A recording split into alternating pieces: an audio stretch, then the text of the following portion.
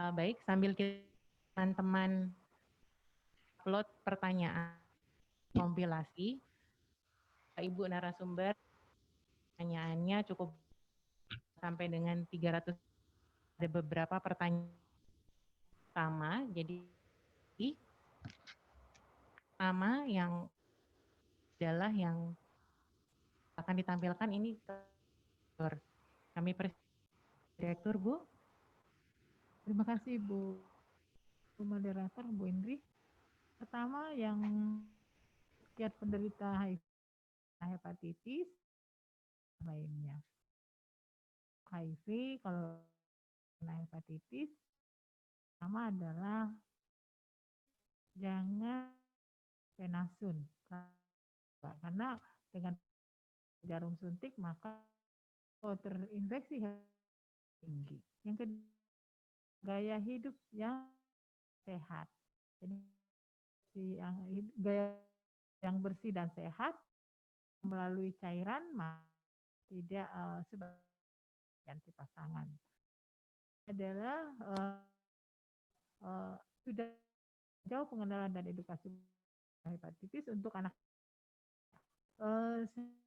sudah cukup banyak ya seperti kan oleh di Kementerian Kesehatan dari teman. Jadi edukasi ini harapkan sebenarnya dengan 3.3 sebenarnya yang paling juga peran daripada Kementerian Pendidikan ini tentu di sekolah ya, tentu melalui sosial. Bagaimana sikap Kemkes HBSAG saat penerimaan kalau dari kadernya itu tapi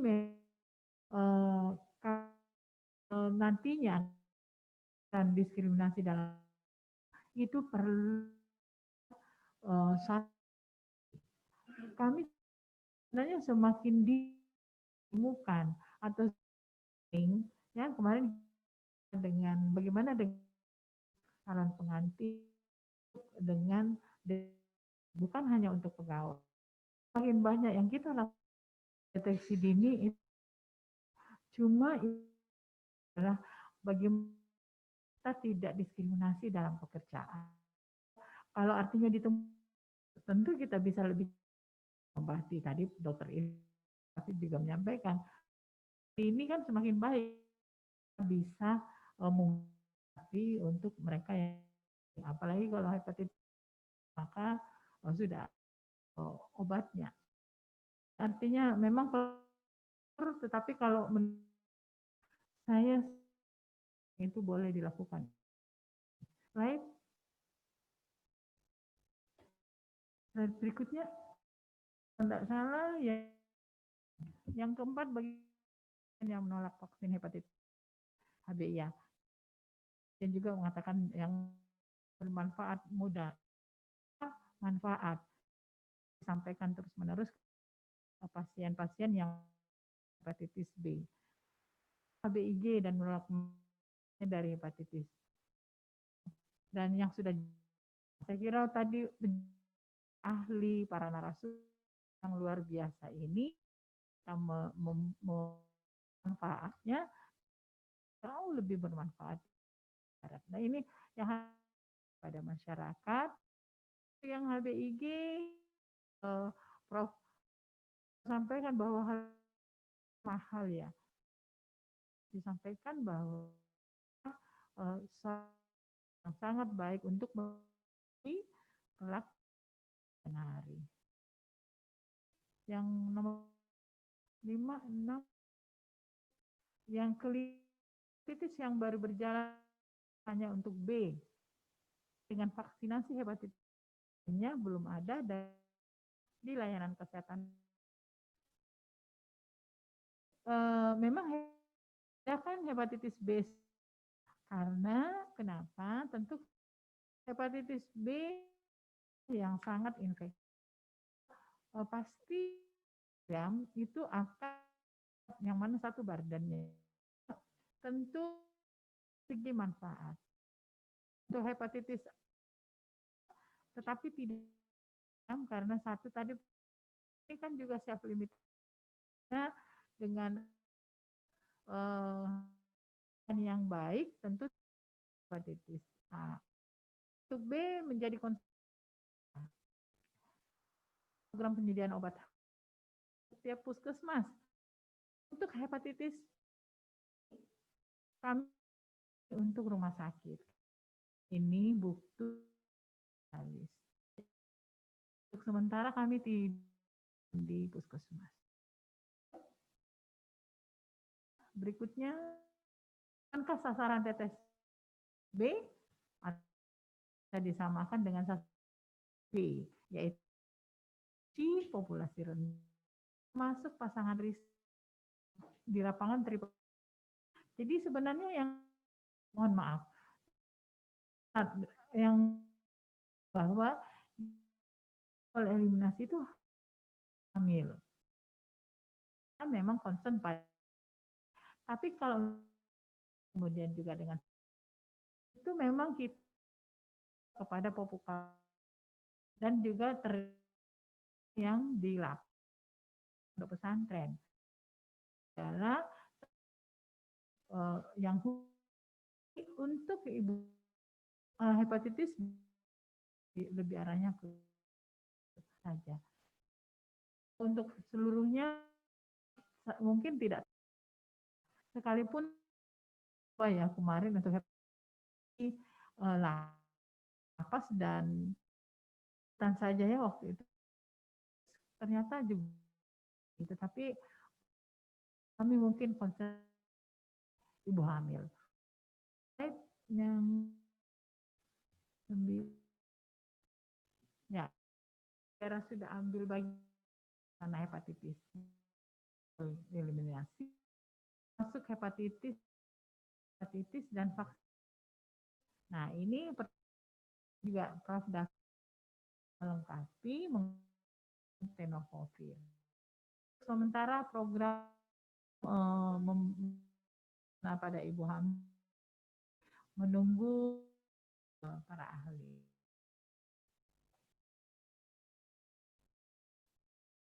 Yang 9 bayi bulan HBsAg, apakah regen anti HBs? Nah, saat ini regen kami fasilitasi, sementara tentu mau memeriksa ke lab swasta HBs-nya. Sementara kan ada HB. Jadi mohon untuk di daerah bisa anti HBs-nya 21 ya. Belum, tetapi insya Allah itu kami akan mencoba. 9. Baik. Oh, yang ke-10 kota belum, ya benar. Dirujuk ke rumah sakit tetap dengan sesuai dengan harus dirujuk. Ya. Baik, Bu Direktur, jawabannya dan tegas tentang pertanyaannya Bu ya. Ya. Untuk selanjutnya kita meningkat pertanyaan ke narasumber ini, kami sebelumnya mohon maaf teman-teman yang ataupun suaranya kurang jelas.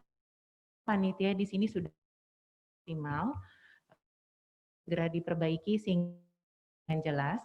Mohon informasi kepada yang masih terputus-putus. Ketika sesi Prof, beliau berada di suaranya cukup jelas. Teman khususnya tim host sudah untuk memperbaiki kan bahwa link tes dan absensi di kolom deskripsi. Silakan tadi saya lihat ada beberapa yang di YouTube menanyakan atau presensi post testnya itu sudah ditampilkan oleh tim kan yang mengikuti melalui Zoom itu Zoom chat. Juga tersedia di halaman materi apabila sempat terputus dari para narasumber semua di kolom chat live. Baik, meningkat ke pertanyaan, kami dilanjutkan nanti saja dulu untuk Prof. David. Tolong ya, saya pertanyaan pertama nih, mana sikap kita terhadap pasien di masa pandemi COVID? Apakah perlu rapid test? Jawab atau tiga-tiganya nih, Prof? Tiga-tiganya. Baik. Yang kedua, mohon penanganan yang tepat Mas tentang SOP di tengah pandemi. Pertanyaan ketiga, hepatitis COVID-19 oleh FKTP atau puskesmas. Klinik mandiri di daerah dalam pemeriksaan penunjang sederhana. Silakan jawab.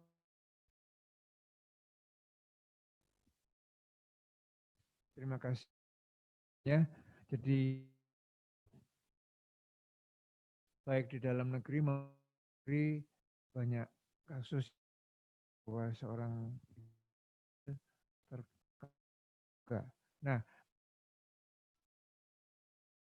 perlu dilihat halnya mana kemudian ratna kalau untuk hati SGOT, SGPT-nya, tapi juga untuk hematologinya tolong dilihat juga limfositnya dan jangan lupa ya ini segera dilakukan swab test karena ini kita ingin tahu bagaimanakah pasien tersebut ya apakah memang swab positif atau tidak. Yang jelas memang harus diisolasi. Namun berbagai laporan di dunia tidak menyebutkan bahwa tingkat keparahannya akan tinggi. Justru ini yang menarik sekali pada wanita hamil, ini tingkat keparahannya lebih rendah dibandingkan pada wanita yang tidak hamil. Jadi ya. Kemudian ya saya sama ya SOP-nya juga SOP yang diberikan untuk COVID sama, sedangkan untuk yang jelas isolasi ya, yang isolasinya itu paling penting. Apa yang harus dilakukan oleh FKT, puskesmas, dan klinik mandiri sama tuh. Jadi pada prinsipnya dipantau dan usahakan dia dilakukan swab test. Kalau positif perlu diulangi lagi sekitar seminggu. Kalau menjadi negatif, dia 2 kali negatif berarti dia sudah sembuh. Saya kira ini ya untuk 3 pertanyaan ini. Baik, terima kasih Prof. Ini pertanyaan selanjutnya. Iya. Bagaimana dengan bayi yang baru lahir dengan ibu HbSAg positif? Ini termasuk pertanyaan favorit nih Prof. Binar kita sudah menerima HbSAg positif dengan status suspek COVID-19 dan hasil swabnya belum keluar. Apakah bayi diberikan imunisasi HB0 bulin, kemudian dirawat gabung dan baiknya dirawat. Silakan Prof. Memang yang dikeluarkan oleh dan juga oleh ya di juga saya pakai yang bahwa obatan baik pada ataupun program pada anak HBG juga demikian. Jadi tidak yang mengkontra ya. Baik. Perawatan gabung usahakan dia ya ini keparahannya kalau dia boleh memberikan tidak kalau sampai positif dilihat karena keadaan klinis kalau keadaan klinis tidak ada organ berfungsi baik berikan. Terima kasih. Kembali ke pertanyaan nomor 4. Ya. Ya, Prof. David, karena ini dengan Prof. Hanifah, kalau tidak salah ini didapatkan di web bulan yang lalu. Yang memberi kesempatan mungkin untuk menambah David ya, mungkin untuk melengkapi pertanyaan ini cukup baik karena mungkin teman memerlukan arahan lebih lanjut. Baik, Dr. Indri, terima kasih. Saya menanggapi apa yang disampaikan Prof. David, bahwa kalau kita lihat bahwa satu, vaksin hepatitis B itu isinya adalah bagian dari virus hepatitis B sebetulnya. Tetapi itu pun sebagian kecil dari virus hepatitis B itu bukan dari virusnya diambilnya, tetapi dibuat dengan rekayasa genetik dari jamur. Jadi sebetulnya dia bukan virus lagi, tapi hanya urut-urutan bahasa DNA-nya yang mirip dengan virus hepatitis B, jadi ini aman sekali untuk diberikan. Kalau imunoglobulin juga aman, dia tidak membuat masalah. Jadi bayi setelah lahir apakah boleh diberi vaksinasi hepatitis B? Jawabannya boleh, kecuali bayinya tidak bugar. Kalau bayinya kelihatan bugar, dia aktif, bayi yang baru lahir itu aktif, dia gerak-gerak tangan, nangisnya kuat. Kalau itu terjadi, berikanlah vaksin hepatitis B dan imunoglobulin bila ibunya HbSAg-nya positif. Lalu apakah dia boleh dirawat gabung? Sebaiknya bayi ini dipisah sampai jelas statusnya dengan pemeriksaan selanjutnya. Terima kasih, Dr. Indri. Baik, terima kasih untuk tambahan jawaban. Sehingga harapannya bahas ke pertanyaan kelima. Silakan ditampilkan. Ya, pertanyaan selanjutnya, derita hepatitis papar kemudian COVID-19. Apakah dari hepatitis mana dengan pengobatan? Ya, terima kasih. Saya kira ini terpisah ya, jadi hepatitis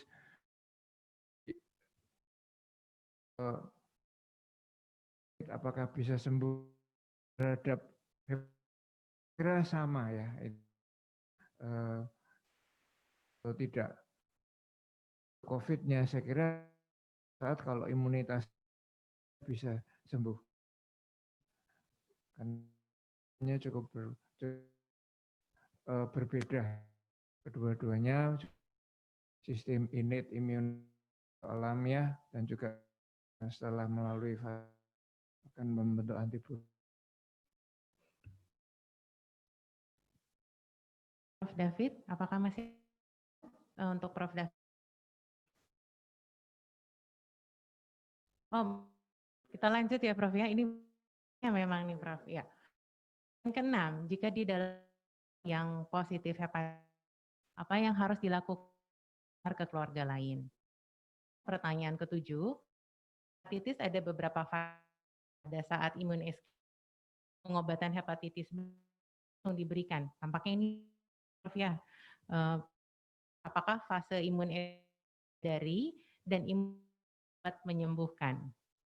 Prof. David. Baik, terima kasih. Kalau ini masalah memang family, jadi family problem. Kalau ada keluarga yang positif, tentunya dia pasiennya memang harus diawasi dan diobati ya. Dan tentunya keluarga yang paling dekat adalah pasangan hidupnya, anak-anak itu harus dites. Kemudian seperti yang dijelaskan Dr. Irsan tadi, setelah dites, kalau memang positif ya dia harus diawasi kan.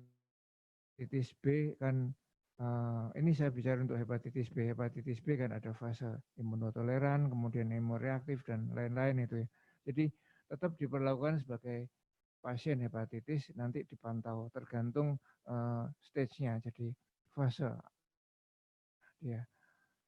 Bagi yang negatif semuanya, HBsAg negatif, anti HBs negatif, dan jangan lupa BC ya, tiganya negatif, vaksin yang lain C, karena ini memang belum ada vaksinnya. Saya kira untuk perlu diobati, karena kalau mengobati pasien hepatitis C tersebut ya berarti kita menolong penderita tetapi juga menghilangkan sumber penularan. Ini, itu untuk hepatitis B maupun C pada keluarga. Nah, ini ada 7 beberapa saat ini diadut menjadi intoleran, imun reaktif. Kemudian yang ketiga adalah fase atau low replication. Yang keempat ada negatif. Jadi itu reaktivasi atau HBsAg negatif. Yang dimaksud ini apakah ini saya tidak, yang dimaksud adalah mutasi sehingga pasien tersebut negatif ya imun HBsAg. Nah ini tes DNA klinik ya, juga dilihat HBsAg anti HBe karena ada kemungkinan negatif. Kalau nanti HBe kemudian ada indikasi untuk memberikan obat, ya tetap diobati. Kemudian apakah fase imun escape bisa dihindari? Saya kira ini imun escape kalau dimaksud adalah yang dari faktor virusnya yang bermutasi, berarti memang bisa, tetapi mungkin diulang lagi virus itu di dalam tubuh ya kan populasi, jadi diulang lagi dilakukan tes ya, ada bisa muncul anti dan klinis kuncinya ada hepatitis B itu imun alam kan pada satu, jadi imun escape tadi sesaat tidak memiliki antibodi, tetapi kalau kita baik terhadap epitop yang berbeda itu dia mampu juga membentuk antibodi tersebut. Jadi yang penting untuk nomor 7 ini juga kita pantau dengan pantau berkala sesuai kondisi klinis ataupun terjadwal, katakan setengah tahun sekali atau setahun sekali. Terima kasih. Baik, terima kasih Prof. David. Kita lanjut lagi. Tampaknya masih ada nih Prof. Gak apa-apa ya Prof ya, kita lanjut. Ini pertanyaan banyak. Selanjutnya, apakah pasien hepatitis B dengan riwayat diabetes mellitus tipe 2 tidak terkontrol bisa berpengaruh untuk keberhasilan terapi pada pasien hepatitis tersebut? Langkah apa yang perlu menangani hal tersebut, khususnya di FKTP tingkat 1, Prof? Terus kemudian, mau dijawab dulu silakan Prof. Ya, saya kira nomor 8 berbeda dengan 9 ya. Memang di dalam mengobati hepatitis B kita berhadapan dengan dua masalah ya, virusnya dan juga pasiennya. Yang jelas virus ini memang perlu kita berikan ya pengobatan ini karena tergantung fasenya tadi. Kalau dia memang fase di mana ada indikasi untuk pengobatan, kita tetap berikan pengobatannya. Sedangkan untuk diabetesnya memang sangat perlu karena dengan regulasi glukosa yang baik, sistem imun itu akan juga tertolong, akan menjadi baik. Nah, saya kira penanganannya untuk di vaskes tingkat 1 saya kira sama. Ya. Ini nanti Dr. Irsan bisa menyampaikan bahwa vaskes ini sekarang tidak hanya harus di tingkat yang tinggi atau rujukan ya di RSCM atau ibu kota provinsi, tetapi penanganan ini ada PMPK-nya yang juga sudah dibuat hanya di kota-kota besar, tapi ini didelegasikan juga untuk di vaskes tingkat 1 ataupun di tingkat 2. Ya, mungkin dokter. Baik, Prof. Nomor 8 maksudnya ditambah dengan Dokter Irsan. Terima kasih, Prof. Ya, baik, Dokter Irsan, mungkin tanya nomor 8 ini juga dengan praktek Dokter Irsan. Pasti Dokter Irsan pernah menemukan pasien dengan DM tipe 2 yang tidak terkontrol. Mohon sarannya untuk teman-teman di FKTP. Ya, terima kasih Bu Indri. Sebetulnya dengan jelas oleh Prof. David bahwa diabetes tidak terkontrol akan mempengaruhi sistem imun pasien. Tapi secara umum sebetulnya dengan obat-obat yang baik saat ini penekanan virus bisa dilakukan walaupun pasien ini dengan diabetes atau tidak terkontrol. Tapi jangka panjangnya akan lebih jelek pada pasien yang tidak terkontrol, terutama kemungkinan terjadinya sirosis dan kemungkinan terjadinya kanker. Nah, Prof. David tadi minta sampaikan apa yang seperti tertuang di PNPK mengenai pelayanan di vaskes tingkat 1. Di PNPK dituliskan mengenai alur rujukan. Jadi vaskes tingkat 1 pada alur rujukan itu untuk mendiagnosis. Nah, untuk terapi yang disampaikan Prof. David sekarang tidak hanya di vaskes tingkat 3, artinya bukan hanya subspesialis, tapi bisa di tingkat 2 oleh spesialis penyakit dalam. Karena ini terkait dengan ketersediaan obat. Obat antivirus untuk hepatitis B berdasarkan Fornas diberikan oleh konsultan gastroenterohepatologi atau spesialis penyakit dalam. Jadi ini diberikan di vaskes tingkat 2. Jadi apa yang bisa dilakukan vaskes tingkat 1? Nomor 1 tentunya diagnosis. Nah, mungkin untuk pengawasan sehari-hari, setelah pasien ini secara berkala mendapat obat, terutama sambil memantau diabetesnya, karena diabetesnya akan dipantau oleh vaskes tingkat 1, juga bisa dipantau kondisi livernya. Apakah ada tanda-tanda kegagalan terapi, misalnya SGPT yang melonjak-lonjak. Kalau terjadi hal seperti itu, entah karena kepatuhan atau karena resistensi obat, pasien ini sebaiknya dikirim ke vaskes tingkat 2. Terima kasih. Terima kasih, Dr. Irsan, atas tambahan. Mohon maaf.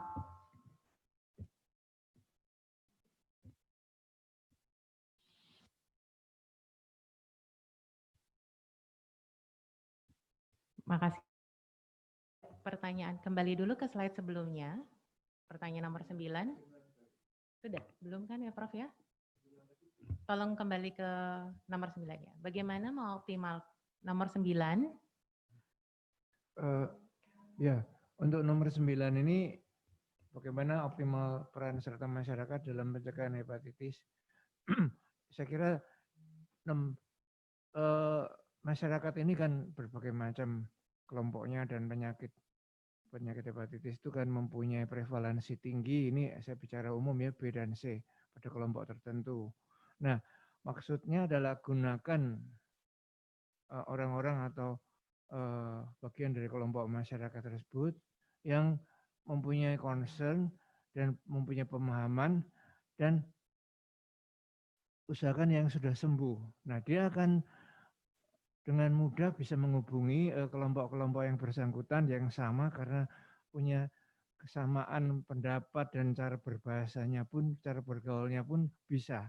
Nah, ini yang harus dimanfaatkan, yang tidak mungkin dikuasai seluruhnya oleh petugas kesehatan yang jumlahnya terbatas. Ya, salah satu contohnya adalah kalau penasun atau sesama ibu hamil ataupun di narapidana. Saya kira itu kita gunakan kondisi-kondisi ini. Nah, kalau dikatakan kesehatan primer, saya kira ini mudah ya, kan bisa lebih mengenal dan ingat jam di era new normal yang lebih disarankan. Jadi pasien-pasien tersebut dikelompokkan, mungkin dibuat jadwal, di jadwal pertemuan supaya mereka datangnya sama-sama dan jumlahnya tidak terlalu besar. Kalaupun diadakan kunjungan juga bisa dikumpulkan, tapi ingat tetap menjaga distancing, jarak, dan sterilitas tersebut. Ini mikroeliminasi ini yang memang menarik, dan ini yang diusulkan untuk tidak mencampurkan semua berbagai kelompok yang sifatnya berbeda-beda. Saya kira ini untuk nomor 9 dan nomor 10 tadi. Ya. Silakan nomor 10. Ya, bagaimana mengantisipasi penurunan capaian jumlah bayi yang dites ulang untuk efektivitas pemberian HBIG-nya di masa pandemi COVID karena banyak sasaran yang tertunda atau lepas pantau, sehingga mungkin setelah pandemi COVID umur si bayi sudah lewat usia untuk tes ulang efektivitasnya. Jadi mungkin maksudnya ketika usia 9 sampai 12 bulan karena pandemi COVID ini banyak bayi yang tidak periksa ulang untuk tes HBsAg-nya, Prof. Bagaimana untuk hal tersebut?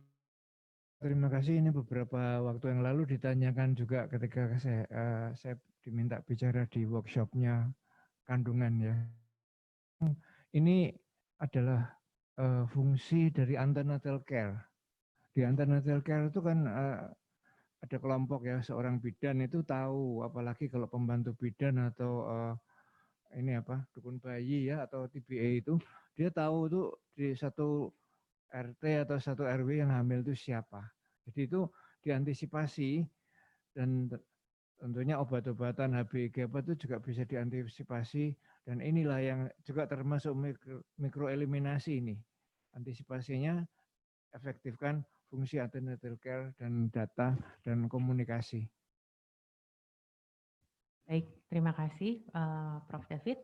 Tampak sudah banyak sekali ya Prof ya. Terima kasih penjelasan yang sangat jelas, dan harapannya mudah-mudahan Bapak Ibu bisa mengakses kembali, akan ada rekamannya apabila Bapak Ibu kurang jelas bisa melihat lagi di YouTube Kemenkes RI. Di sana bisa didapatkan, bisa diulang kembali untuk materi hari ini, dan harapannya pertanyaan-pertanyaan tadi sudah baik. Kita meningkat ke pertanyaan ke narasumber ketiga. Ya, pertanyaannya untuk Dr. Irsan. Pertanyaannya tadi kalau langsung lebih kayaknya juga ada 10 nih Dok yang dikumpulkan oleh teman-teman. Jadi saya bacakan, dokter mau menjawab satu-satu atau langsung saya bacakan tiga-tiganya Dok?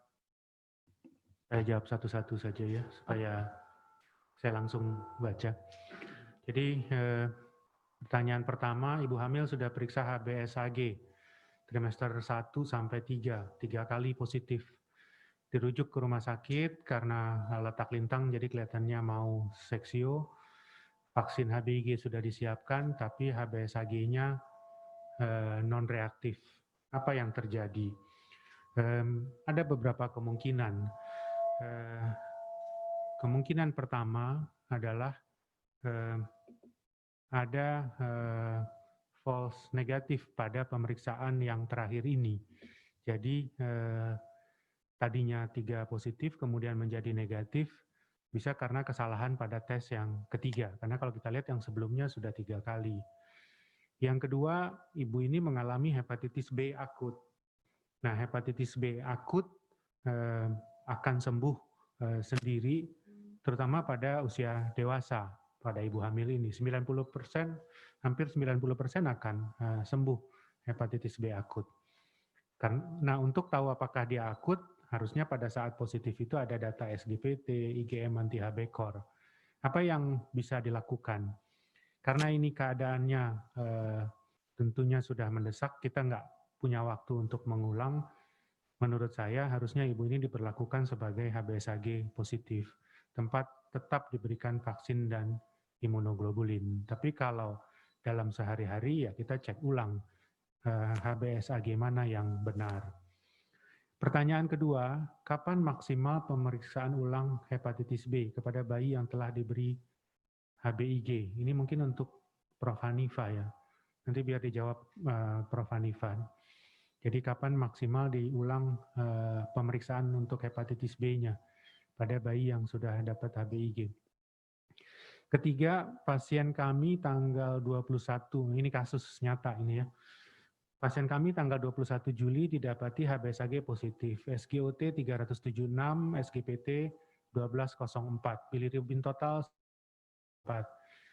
Riwayat risiko tinggi diakui sudah 1 tahun, diberikan kurkuma, ranitidin, dan vitamin B6.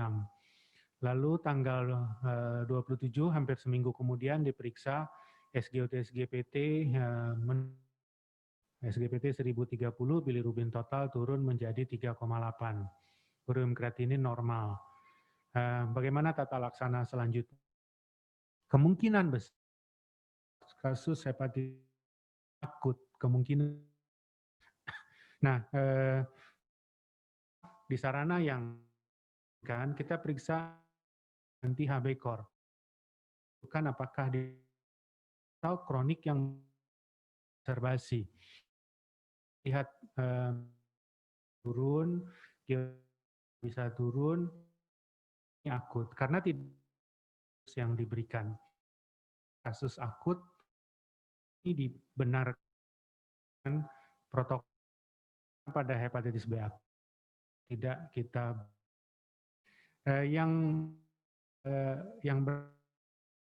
kalau ini eksaserbasi akut harus pastikan obat antivirus kan. Jadi perlu diwaspadai adalah diagnosis apakah ini atau pasien kronik yang kemudian eksaserbasi, yang satu tidak diberikan, yang satu lagi kalau tidak diberikan antivirus bisa memburuk, bahkan bisa fatal. Salah satu cara adalah dengan memeriksa IgM anti-HB core. Untuk kasus ini, saya menduga ini akut. Kalau belum diperiksa IgM anti-HB core, sebaiknya diperiksa IgM anti-HB core, dan kasus ini ditunggu saja perbaikan. Kemungkinan besar HBsAg-nya akan hilang. Biasanya rata-rata dalam sebelum 3 bulan sudah hilang. Akan lebih bagus kalau diperiksa HBV DNA. Jadi langkah yang dilakukan sudah betul kalau ini memang hepatitis B akut. Terima kasih untuk pertanyaan ini. Berikutnya. Terima kasih Dr. Ihsan. Tim host tolong ya. Ya, ini masih ibu hamil. Ibu hamil dengan HBsAg positif. Selama hamil apa perlu pengobatan? Jika harus pengobatan, pengaruh ke janinnya. Bagaimana setelah bayi lahir? Dan jika negatif, bagaimana imunisasi dasar lengkap, adakah SOP-nya? Saya akan singgung pada kondisi hamilnya. Selanjutnya nanti untuk bayinya Prof. Hanifah yang akan menjelaskan. Seperti saya sampaikan tadi pada presentasi, setiap ibu hamil harus periksa HBsAg. Setiap ibu hamil, dia HBsAg-nya positif atau negatif. Coba para peserta ingat-ingat lagi yang ibu-ibu, tahu nggak HBsAg-nya positif atau negatif? Terutama yang sudah punya anak, berarti kalau tidak tahu, berarti selama hamil tidak ada tata laksana yang benar untuk hepatitis B-nya. Nah, kalau dia tahu ada hepatitis B-nya, harus dilakukan tindakan pencegahan. Tindakan berikut harusnya adalah menilai virusnya banyak atau sedikit. Kalau virusnya banyak, yang dihitung berdasarkan HBV DNA, hendaknya dilakukan pemberian antivirus pada trimester ketiga. Kenapa? Karena bila diberikan vaksin atau imunoglobulin seperti yang disampaikan Prof. Hanifah, ada kemungkinan kegagalan bisa 7-8% walaupun diberikan vaksin imunoglobulin kalau virusnya tinggi. Jadi langkah untuk ibu hamil sebetulnya adalah langkah pencegahan untuk bayinya, bukan menyembuhkan ibunya. Tidak perlu terburu-buru menyembuhkan ibunya pada saat hamil. Kalau ibu ini tidak masuk kriteria terapi, tidak perlu diberikan obat. Seperti apa kriteria terapi? Tadi sudah saya sampaikan, itu bisa dilihat di PNPK, silahkan di-download. Jadi tidak perlu buru-buru mengobati ibunya. Kalau harus minum obat, apa resiko ke bayinya? Nah, kalau ternyata ibunya memang kasus yang harus diterapi, bisa diberikan obat-obat yang aman untuk bayi. Misalnya saat ini yang masuk klasifikasi B untuk kehamilan adalah telbifudin dan tenofovir. Dengan tidak adanya telbifudin saat ini, kemungkinan yang bisa kita pakai adalah tenofovir. Nah, pertanyaan nomor 5. banyak penderita hepatitis B kronik, setiap stop antiviral kemudian DNA terdeteksi lagi. Apa syarat start dan stop antiviral, yaitu HBV DNA. Sementara pengecekan HBV DNA sangat mahal. Ini pertanyaan sangat penting dan lama menjadi pembicaraan di komite ahli. Prof. David sangat paham mengenai hal ini. Pertama, pasien hepatitis B diberi antiviral, kemudian DNA tidak terdeteksi, bukan berarti DNA hilang. Karena DNA itu ada ambang batas penilaiannya. Jadi kalau laboratorium menyatakan tidak terdeteksi, artinya di bawah ambang. Jadi begitu obat itu di stop, virus akan naik lagi. Jadi pemberian antivirus itu mirip mungkin seperti pengobatan hipertensi. Kalau minum obat, tensinya bagus, obat di stop, tensinya naik lagi. Makanya tadi saya katakan siap-siap pengobatan itu akan seumur hidup. Apa syarat start? Tadi saya sudah sampaikan, antara lain kenaikan SGPT dan kemudian gambaran fibrosis sedang sampai lanjut. Silakan lihat di PNPK. Apa syarat untuk stop? Tadi saya sudah bagi, sederhananya adalah kalau pasien ini sirosis, stop, dia akan seumur hidup. Kalau pasien ini non-sirosis, lihat dulu HbAg-nya bagaimana. Kalau HbAg positif, baru boleh stop paling cepat 1 tahun setelah HbAg menjadi negatif dan terbentuk anti-HbA. Kalau HbAg negatif, dari awal sudah negatif HbA-nya, nah syarat stopnya adalah kalau HbSAg menjadi negatif. Nah memang pengecekan HBV DNA, karena selama pengobatan pasien ini akan dipantau HBV DNA, memang HBV DNA mahal. Inilah yang kita harapkan, tadi saya sudah sampaikan, dengan tersedianya mesin PCR di banyak kota di berbagai wilayah Indonesia, mudah-mudahan pemeriksaan HBV DNA menjadi lebih terjangkau. Ya, mudah-mudahan ini terjawab. Masih ada pertanyaan berikutnya? Prof. Ya. Nah, pertanyaan nomor 6. Untuk hepatitis A, seromarker IgM anti-HAV berapa lama bisa benar-benar hilang? Apakah jika IgM anti-HAV ini masih reaktif, masih menular kepada orang lain? Rata-rata dari penelitian IgM anti-HAV akan hilang setelah 20 minggu, berarti sekitar 5 bulan. Nah, akan digantikan oleh IgG anti-HAV, atau di laboratorium kita cek sebagai total anti-HAV. Ada yang lebih cepat hilangnya anti-HAV. Nah, walaupun IgM anti-HAV positif, sebetulnya virus sudah tidak ada di saluran cerna atau pada fesesnya. Oleh karena itu, kita tidak menggunakan IgM anti-HAV untuk menyatakan pengidap atau pasien hepatitis A akut itu sembuh. Jadi, dokter tidak mengulang lagi IgM anti-HAV. IgM anti-HAV hanya diperiksa pada awal untuk menentukan ini hepatitis yang mana. Begitu IgM anti-HAV positif, dinyatakan sebagai hepatitis A akut. Kriteria sembuh ditentukan berdasarkan gejala klinis. Kuningnya membaik, bilirubinnya turun, SGPT-nya menjadi normal. Jadi apakah IgM anti-HAV positif berarti menularkan? Tidak, belum tentu. Justru biasanya virus lebih cepat hilang daripada IgM-nya. Pertanyaan nomor 7, bagaimana mengatasi salah satu kasus pasangan suami istri? Si suami hepatitis B, istrinya non-reaktif. Sedangkan kita ketahui hepatitis B bisa sembuh dengan berobat teratur. Ternyata si suami didiagnosa hepatitis kronik dengan pengobatan saja tidak kunjung sembuh.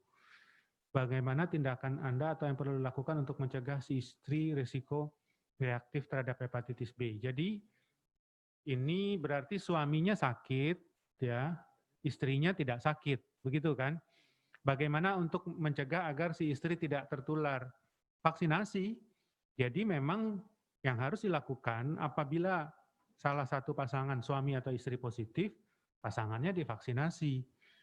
Karena pengobatan ini akan jangka panjang. Bahkan tadi kan kita lihat obatnya di stop, DNA-nya muncul lagi. Jadi jangan mengatakan suami diobati 6 bulan sembuh aman dong. Belum tahu kita. Oleh karena itu istri harus divaksinasi. Jawabannya cuma satu. Jadi kalau ada anggota keluarga terkena, yang lain Untuk yang tidak sakit dan tidak punya, segera vaksinasi. Vaksinasi ini sangat efektif dalam mencegah hepatitis B.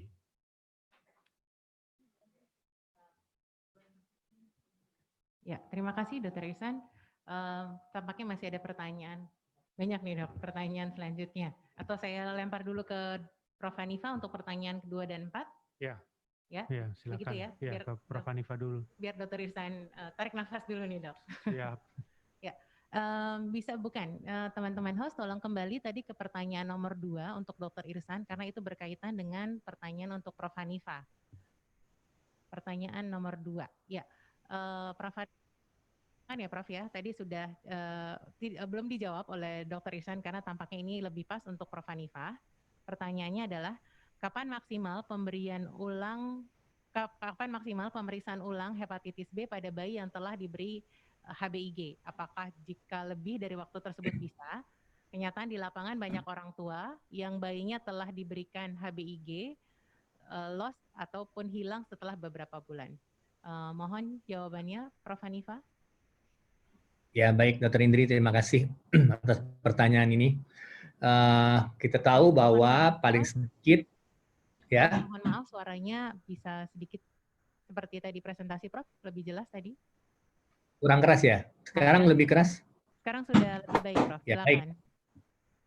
Baik, kita tahu bahwa sebetulnya yang ada adalah minimal waktunya. Kalau maksimal sebetulnya tidak ada. Jadi sebetulnya minimal 1 bulan sesudah pemberian vaksin yang terakhir, yang keempat atau ketiga, tergantung dari mau pakai yang mana. Jadi kalau kita pakai yang umumnya dilakukan adalah waktu lahir dan 2, 3, 4 berarti yang sesudah yang keempat. Yang keempat itu 1 bulan, minimal 1 bulan sebetulnya. Tapi kita ambil 3 bulan, 9 bulan sampai 12 bulan hanya untuk keseragaman saja. Jadi sebetulnya kalau diperiksa sesudah itu masih tetap boleh karena kekebalan itu biasanya menetap. Dan kalau memang sakit juga biasanya dia menetap. Jadi bisa diperiksa kapan saja pada saat bisa ditemukan bayi tersebut. Baik, terima Begitu kasih. Dokter.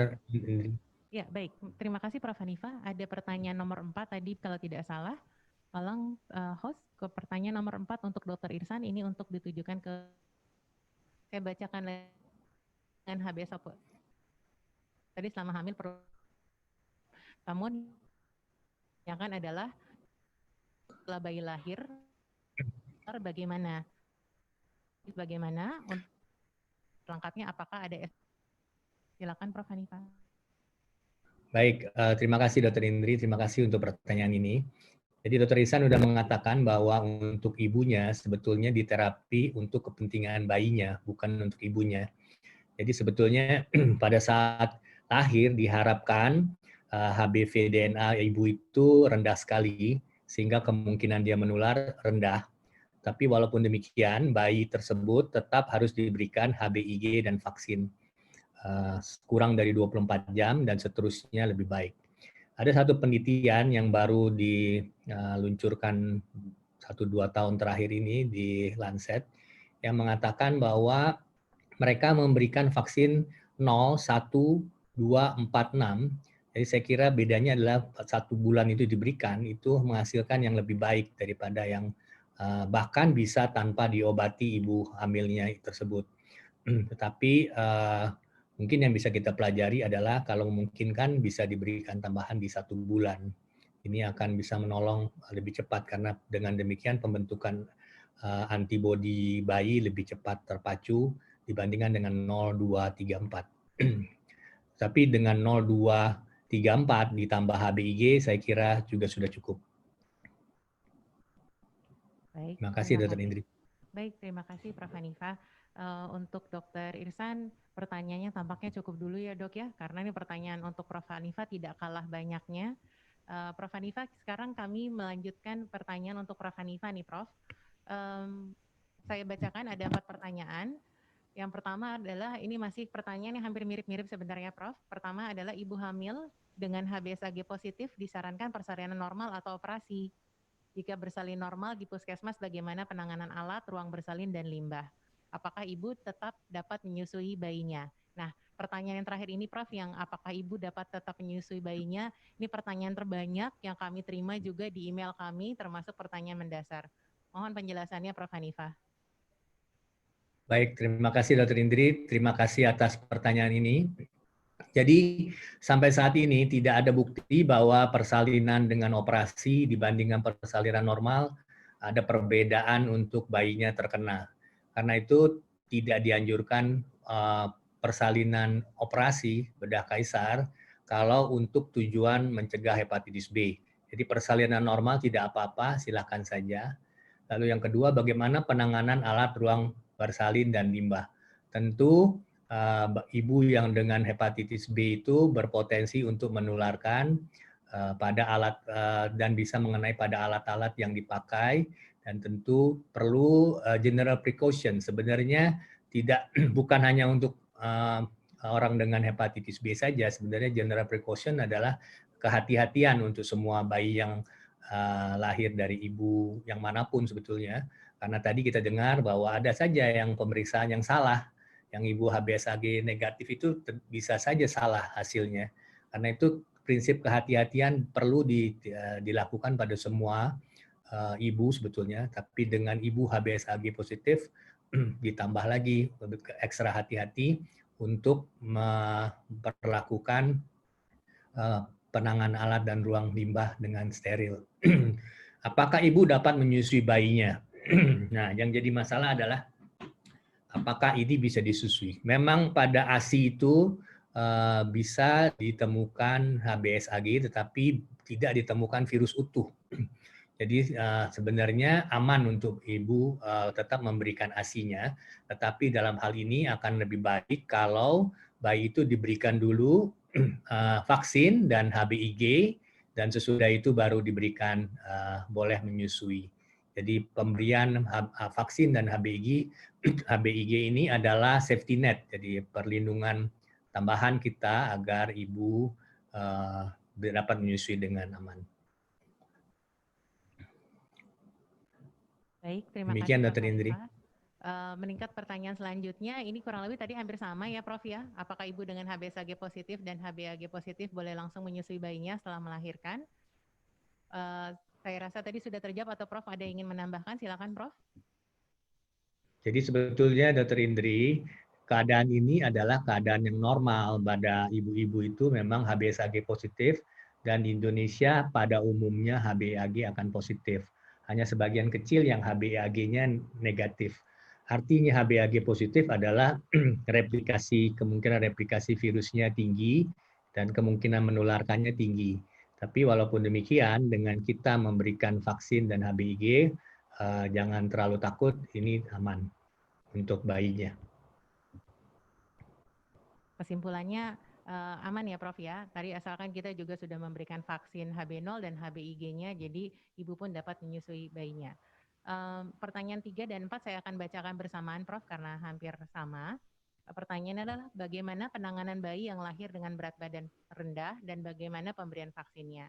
Kemudian, apakah bayi prematur yang terkena hepatitis bisa menyebabkan kematian? Silakan Prof.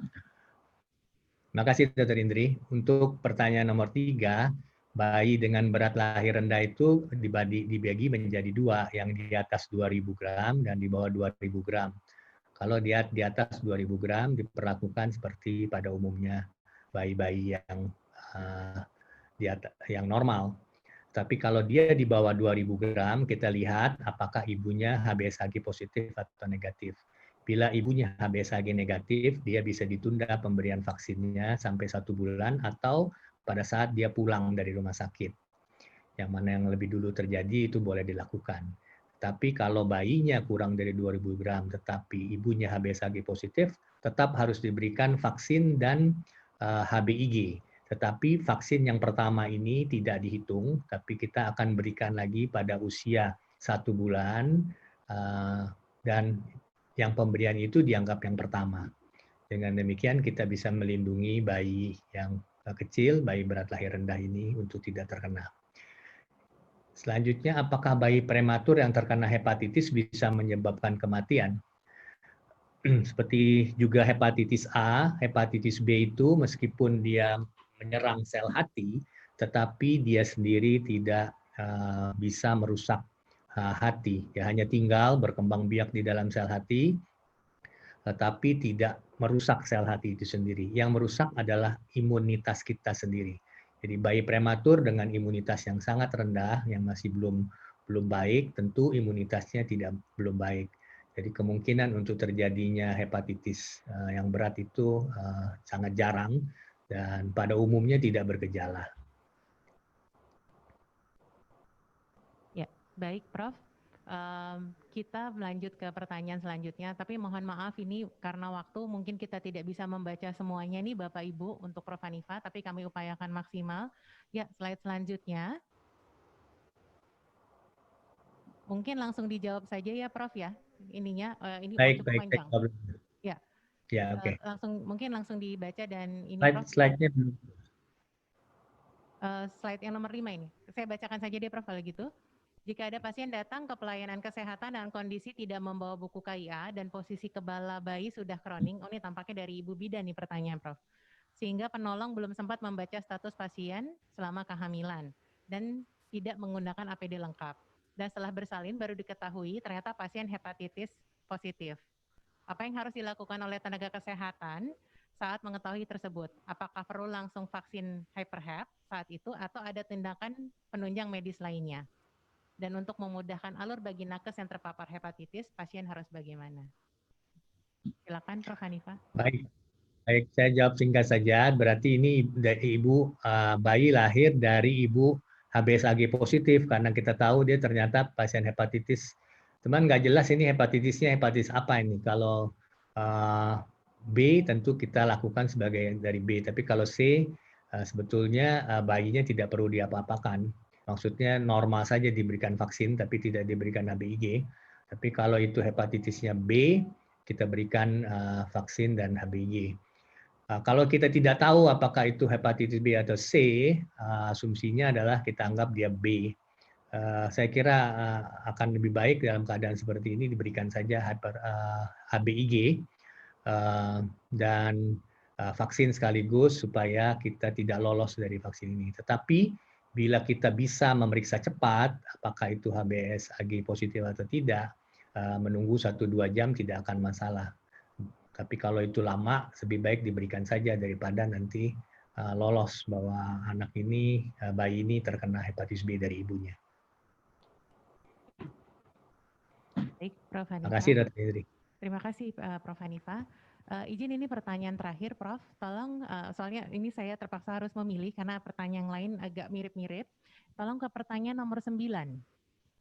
Pertanyaan ini agak berbeda dengan yang lain. Nomor 9 pada slide selanjutnya. Sebelumnya, ya, saya bacakan Prof yang pertanyaan nomor 9. Apakah ada pemeriksaan lanjutan atau intervensi untuk memantau perkembangan penyakit anak dengan riwayat ibu yang menderita hepatitis B? Dan kapan diberikan terapi antivirus pada anak yang terdeteksi HBsAg reaktif? Ini pertanyaan terakhir ya Prof, mohon penjelasannya. Terima kasih. Baik, dari ibu yang lahir hepatitis B itu, bayi wajib diperiksa HBsAg dan anti-HBs, minimal itu yang diperiksa. Dengan kita memeriksa HBsAg, kita tahu apakah bayi itu terinfeksi atau tidak. Bila HBsAg positif, berarti bayi sudah terinfeksi, dia tidak perlu dilakukan imunisasi berikutnya, karena apapun yang diberikan tidak akan menolong. Tapi bayi itu harus dipantau bagaimana perkembangannya. Kita pantau dengan 2 tujuan. Tujuan pertama adalah apakah SGOT, SGPT-nya naik. Kalau dia menetap selama 6 bulan lebih dari 2 kali, maka dia berpotensi untuk kita terapi. Tetapi apabila dia normal terus, dia berarti masuk dalam fase imun toleran yang tidak baik untuk diterapi. Tujuan kedua adalah kita memantau jangan sampai terjadi kanker hati. Karena kita tahu hepatoma, hepatoselular karsinoma pada hepatitis B itu bisa terjadi pada umur berapapun. Tidak harus menunggu terjadinya sirosis seperti pada hepatitis C, tapi dia bisa kapan saja terjadi kanker hati. Kita sudah lihat tadi bahwa 7 tahun saja bisa terjadi kanker hati. Karena itu, 2 tujuan ini dilakukan dengan cara memeriksa SGOT, SGPT pemeriksaan HBsAg, HbAg, dan pemeriksaan AFP ditambah dengan USG untuk tujuan yang tadi setiap 6 sampai 12 bulan sekali. Apakah bisa diterapi? Bisa kalau syaratnya terpenuhi. Syaratnya adalah SGO-TSGPT-nya meningkat 1,5 sampai 2 kali di atas batas atas normal dan itu bertahan 6 bulan. Tapi jangan terlalu mengharapkan untuk bisa dapat mengobati, menghilangkan virusnya, tapi bisa menolong untuk mengurangi progresivitas penyakitnya. Demikian Dr. Indri. Terima kasih. Oh baik, terima kasih Prof. Hanifa, penjelasannya sangat baik. Mohon maaf ini Prof. Hanifa dan Bapak Ibu semua, karena waktu ternyata sudah menunjukkan jam 12 lewat. Saya mohon izin kepada Bapak Ibu peserta dan juga kepada narasumber untuk pertanyaan yang belum sempat kami jawab, yang belum sempat dijawab ataupun kami sampaikan kepada narasumber, itu akan kami coba jawab dan akan kami posting di link materi. Mohon izin ya Prof. Hanifa, Prof. David, Dr. Irsan, beberapa pertanyaan yang tadi mungkin sisa 3 atau 4 pertanyaan nanti akan kami posting di link materi. Jadi mudah-mudahan itu bisa menjawab dari pertanyaan Bapak Ibu semua.